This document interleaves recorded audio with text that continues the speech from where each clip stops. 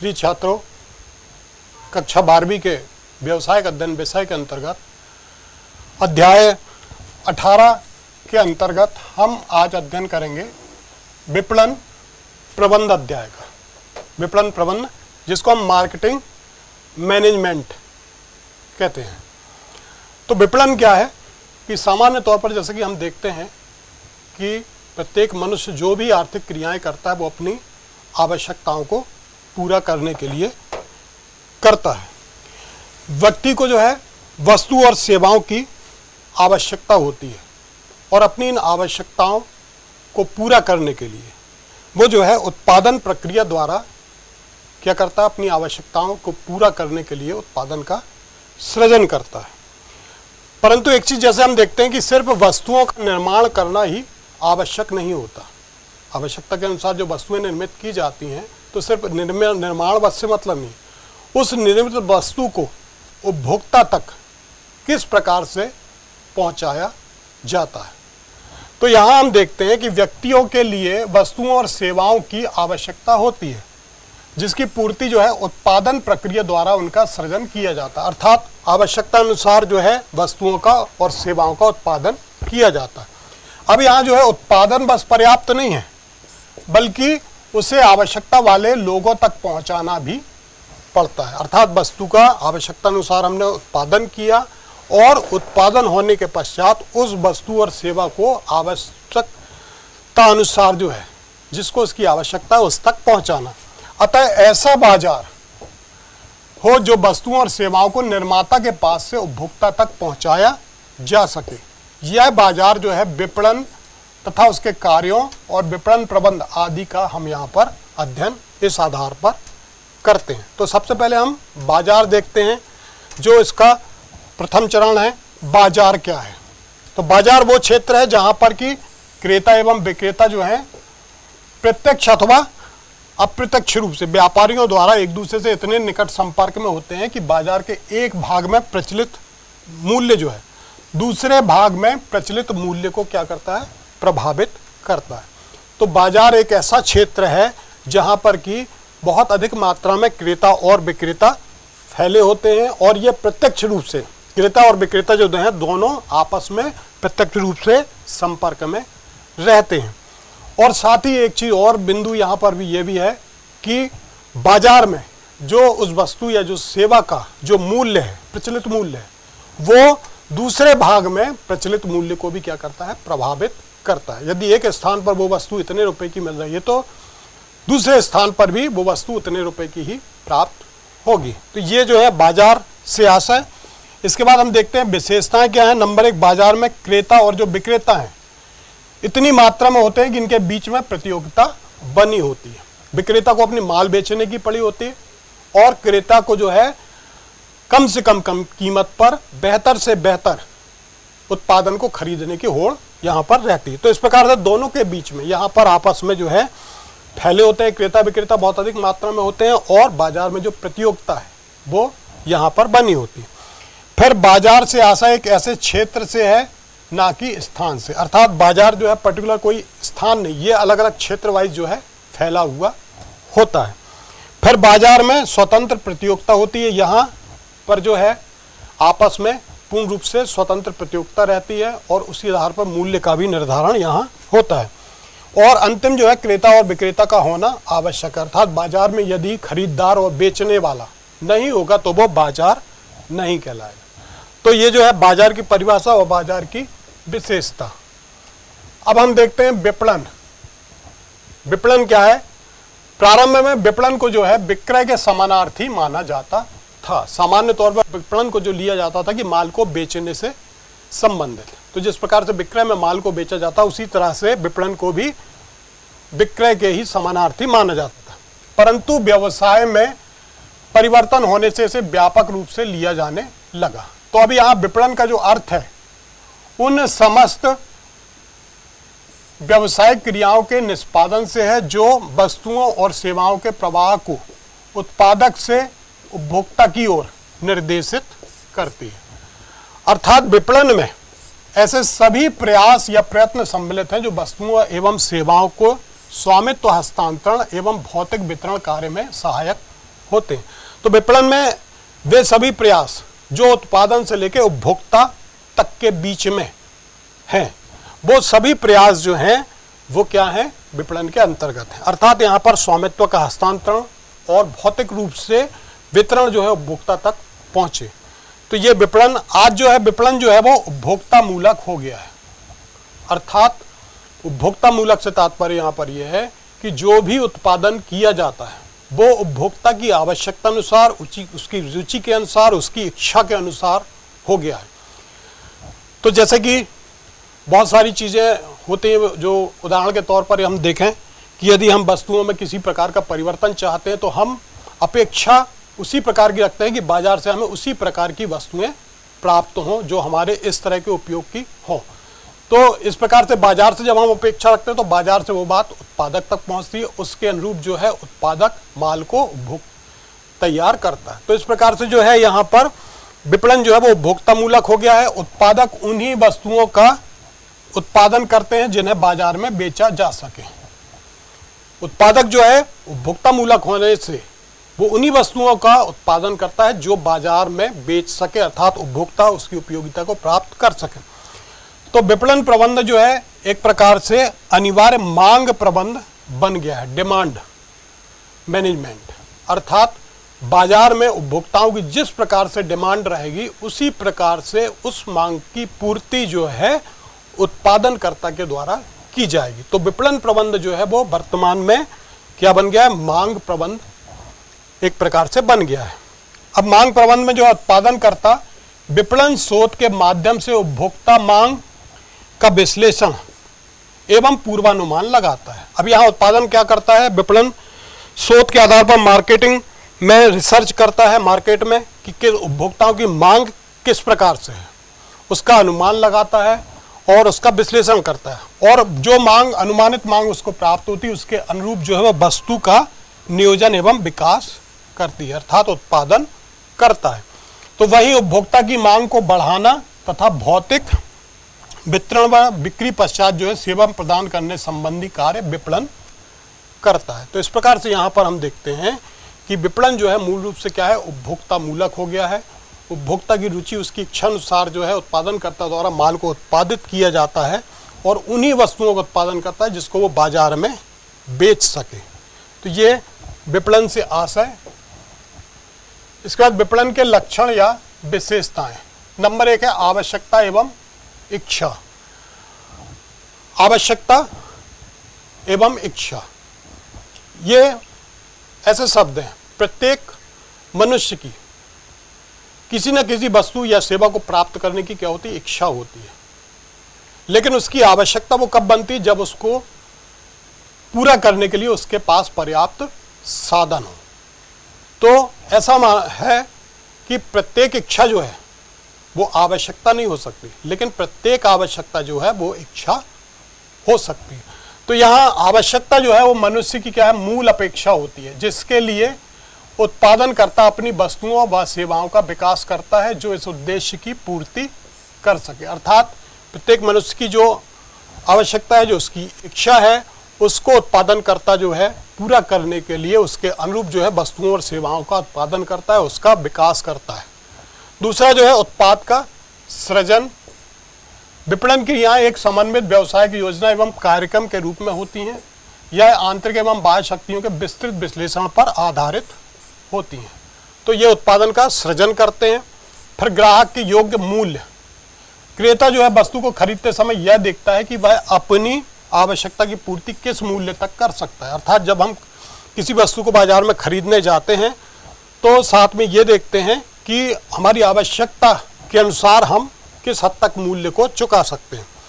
तो मूल्य के बराबर या अधिक उपयोगिता संतुष्टि चाहता है। तो प्रत्येक उपभोक्ता जो मूल्य चुकाता है किसी वस्तु के लिए अपनी आवश्यकता को पूरा करने के लिए, उसके बराबर ही वो मूल्य चुकाना चाहता है। तो उत्पादनकर्ता को चाहिए कि उत्पाद को अधिक से अधिक मूल्यवान मूल्य अनुसार बनाए। अर्थात उसको चाहिए कि उत्पादक जो है वस्तु की कीमत को इस प्रकार से रखे ताकि ग्राहक जो उसकी कीमत को चुकाता है तो उससे वो अधिक उपयोगिता प्राप्त कर सके। अर्थात चुकाई गई कीमत से अधिक उपयोगिता को वो प्राप्त कर सके और संतुष्ट हो सके। फिर है विनिमय पद्धति। यहाँ वस्तु एवं सेवाओं का विनिमय किया जाता है, अतः आवश्यक है कि क्रेता और विक्रेता हो, प्रत्येक पक्ष दूसरे पक्ष को मूल्य प्रस्ताव देने की क्षमता रखता हो, दोनों पक्ष में किसी भी प्रकार से संपर्क में होना चाहिए, अर्थात एक पक्ष मूल्य को देने वाला, दूसरा पक्ष मूल्य को प्राप्त करने वाला, तो विनिमय पद्धति होना चाहिए। फिर समस्या का निदान। विपणन जो है कीमत निर्धारण तथा प्रवर्तन के द्वारा मांग को बढ़ाता है, वहीं दूसरी ओर भौतिक वितरण अर्थात परिवहन, भंडारण व स्टॉक नियंत्रण के माध्यम से मांग की पूर्ति करता है। तो यहाँ पर जो है विपणन के अंतर्गत जो है उत्पादक जो है विपणन के माध्यम से कीमत का निर्धारण करता है और अपने उसमें उत्पादन में परिवर्तन करके अधिक उपयोगी बनाकर जो है मांग को बढ़ाने का प्रयास करता है और भौतिक रूप से उपभोक्ता तक वस्तु को पहुंचाने के लिए परिवहन, भंडारण और स्टॉक का नियंत्रण करता है और इस हिसाब से इस अनुसार जो है मांग की वो पूर्ति करता है। तो ये विपणन की लक्षण या उसकी विशेषताएं हैं। इसके बाद हम देखेंगे विपणन और विक्रय में अंतर क्या क्या है। विपणन जो है ग्राहक को विशिष्ट महत्व प्रदान किया जाता है, अर्थात उपभोक्ता मूलक जो बताया कि उपभोक्ता मूलक उत्पादन यहाँ पर उत्पादनकर्ता के द्वारा किया जाता है, तो ग्राहक को जो है विशिष्ट स्थान दिया जाता है। यहाँ उत्पाद को अर्थात जो उत्पादनकर्ता के द्वारा उत्पादित कर दिया जाता है वही माल बाजार में बेचने के लिए भेज दिया जाता है, तो उत्पाद को यहाँ पर प्राथमिकता दी जाती है। दूसरा जो है बाजार आवश्यकताओं पर ध्यान केंद्रित किया जाता है। विपणन के अंतर्गत बाजार में किस प्रकार की वस्तुओं और सेवाओं की आवश्यकता है उस पर ध्यान यहाँ केंद्रित किया जाता है, जबकि निगम कारपोरेट आवश्यकताओं पर ध्यान केंद्रित किया जाता है। उत्पाद जो भी किया जाता है वो कितना प्रॉफिटेबल रहेगा, कितना अधिक हम लाभ कमा सकते हैं, उस हिसाब से उत्पादन यहाँ किया जाता है। फिर तीसरा है बाजार मूलक विक्रय प्रयास किए जाते हैं। विपणन के अंतर्गत जो है बाजार की दशाओं के अनुसार, बाजार की स्थिति के अनुसार जो है माल को बेचने का प्रयास किया जाता है। फिर विक्रय में जो है कंपनी मूलक विक्रय प्रयास किए जाते हैं। फिर है ग्राहक की मांग उत्पादन का निर्धारण करती है, मांग के अनुसार आपूर्ति करना होती है। विपणन के अंतर्गत जो है ग्राहक की मांग किस प्रकार की है, कितनी मात्रा में, उसके हिसाब से उत्पादन का निर्धारण किया जाता है, कितना उत्पादन किया जाए और इस हिसाब से मांग के अनुसार आपूर्ति भी करना होती है। जबकि यहाँ पर वस्तुएं उत्पादित हो चुकी हैं तो उत्पादित हो चुकी वस्तुओं को प्रबंध लाभ पर बेचना चाहता है। जो भी माल उत्पादित हो चुका है उसको सीधा सीधा वो बाजार में बेचना चाहता है। विपणन जो है वो दीर्घकालीन उद्देश्य से किया जाता है, तत्काल के लिए नहीं है, ये एक लंबे समय तक के लिए बाजार में अपने स्थायित्व को बनाए रखने के लिए जो है विपणन प्रक्रिया जो है वो दीर्घकालीन उद्देश्य से पूरी की जाती है, जबकि विक्रय जो है तत्काल में माल को बेचने के लिए अल्पकालीन उद्देश्य से की जाती है। फिर विपणन में सर्वोच्च प्राथमिकता उचित कीमतों तथा उपयुक्त जोखिम पर बिक्री को लाभप्रद मात्रा तथा बाजार भागीदारी या अंशों को दी जाती है। यहाँ पर जो है विपणन में सर्वोच्च प्राथमिकता जो है कीमतों को दी जाती है और बिक्री की लाभप्रद मात्रा और बाजार में भागीदारी किस प्रकार की, इस पर किया जाता है। फिर विक्रय के अंतर्गत जो है लाभप्रद वृद्धि की बिक्री तथा विक्रयकर्ता के बढ़ते कमीशन स्थान पर केवल बिक्री की मात्रा को सर्वोच्च प्राथमिकता दी जाती है। तो इस प्रकार से यहाँ पर जो है विपणन और विक्रय में जो प्रमुख अंतर हैं वो यहाँ हमने देखे। अब इसके बाद हम देखते हैं विपणन प्रबंध, मार्केटिंग मैनेजमेंट। तो विपणन प्रबंध का जो अर्थ है विपणन कार्य का प्रबंधन। विपणन प्रबंध का अर्थ विपणन कार्य का प्रबंधन। तो वस्तुओं एवं सेवाओं को उत्पादकों से उपभोक्ताओं तक हस्तांतरित करने में व्यवसाय प्रबंध को जो कार्य करने पड़ते हैं वे सभी विपणन प्रबंध को व्यक्त करते हैं। यह विपणन प्रबंध की कार्य के अतिरिक्त विपणन योजना का निर्माण भी करता है। तो जॉनसन के अनुसार कहा है कि विपणन जो है विपणन प्रबंध व्यवसायिक क्रिया का यह क्षेत्र है जिसमें संपूर्ण विक्रय अभियान के चरणों या कदमों से संबंधित योजनाओं की स्थापना और क्रियान्वयन सम्मिलित होता है। तो इस प्रकार से हम निष्कर्ष के रूप में कह सकते हैं कि विपणन प्रबंध से जो तात्पर्य है उन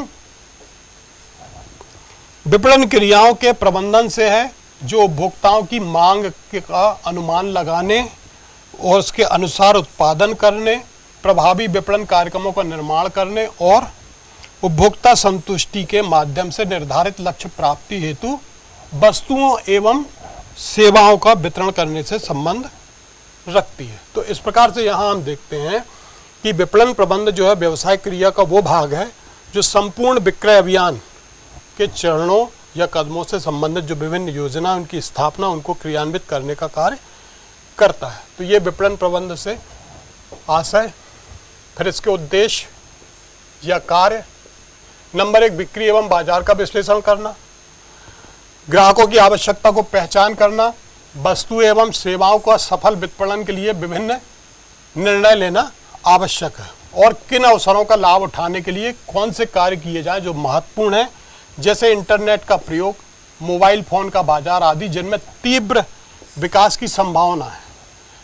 तो यहाँ पर जो है अपने उत्पादित माल को या करने के पूर्व जो है बिक्री का और बाजार का क्या करना, विश्लेषण करना कि उनके द्वारा जो उत्पादन किया जा रहा है उसकी आवश्यकता बाजार में किस मात्रा तक है, या ऐसे कौन से अवसर होंगे कि जिन अवसरों पर अपने विशिष्ट उत्पादन को जो है बनाकर जो है बाजार में हम बेच सकें, जैसे कि इंटरनेट के प्रयोग के माध्यम से।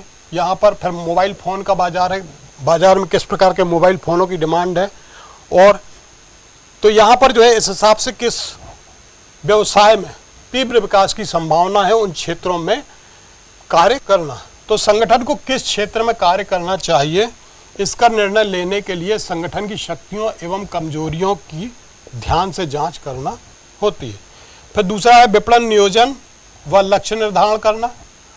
उचित विपणन योजना का जो है विकास करने के लिए उसे एक पूरी विपणन योजना तैयार करनी होती है, जिसमें उत्पादन के स्तर में वृद्धि, वस्तुओं का प्रवर्तन आदि जैसे महत्वपूर्ण पक्ष सम्मिलित किए जाएंगे और इन उद्देश्यों की प्राप्ति के लिए जो है क्रियान्वयन कार्यक्रमों का निर्धारण भी होगा। तो बिक्री और बाजार का विश्लेषण करना और विपणन नियोजन व लक्ष्य का निर्धारण करना। फिर उत्पादन का रूपांकन एवं विकास। विपणन का जो महत्वपूर्ण कार्य एवं निर्णय जो है क्षेत्र उत्पाद का रूपांकन एवं विकास है। एक अच्छा स्वरूप उत्पाद की उपयोगिता को बढ़ा सकता है तथा बाजार में इसे और अधिक प्रतियोगी बना सकता है। तो उत्पाद का रूप किस प्रकार का है और उसको हम कैसा डेवलप कर सकते हैं, जितना ज़्यादा आकर्षक होगा, उपयोगी होगा, क्वालिटी पूर्ण होगा, तो वो बाजार में उसको अच्छा स्थान दिला सकता है और बाजार में इसे और अधिक प्रतियोगी भी बनाया जा सकता है। फिर प्रमाणीकरण एवं ग्रेड तय करना। इसमें वस्तु और सेवाओं को पूर्व निर्धारित विशिष्टताओं के अनुरूप वस्तुओं का उत्पादन करना, जिससे उत्पाद में एक रूपता तथा अनुकूलता आती है। प्रमापीकरण क्रेताओं को यह सुनिश्चित करता है कि वस्तुएं पूर्व निर्धारित गुणवत्ता, मूल्य एवं पैकेजिंग के मानकों के अनुसार हैं। तो प्रमापीकरण करना और ग्रेड तय करना, उनका मानकीकरण करना। यहाँ पर जो है कि वस्तुएं जो हैं निर्धारित क्वालिटी वाली हों, गुणवत्ता वाली हों, निर्धारित मूल्य वाली हों और जो पैकेजिंग उनकी की गई है वो उसके मानक के अनुसार हो। फिर बिक्री का पूर्वानुमान लगाना एवं विपणन बजट बनाना।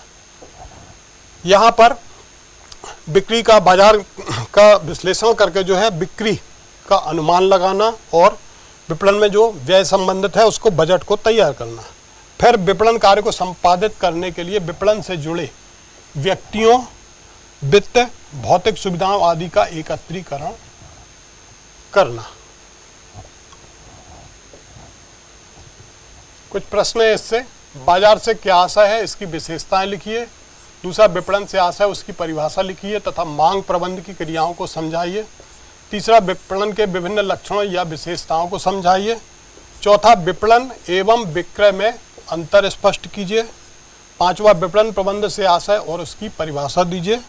और अंतिम जो है विपणन प्रबंध के उद्देश्य या उसके कार्यों को समझाइए।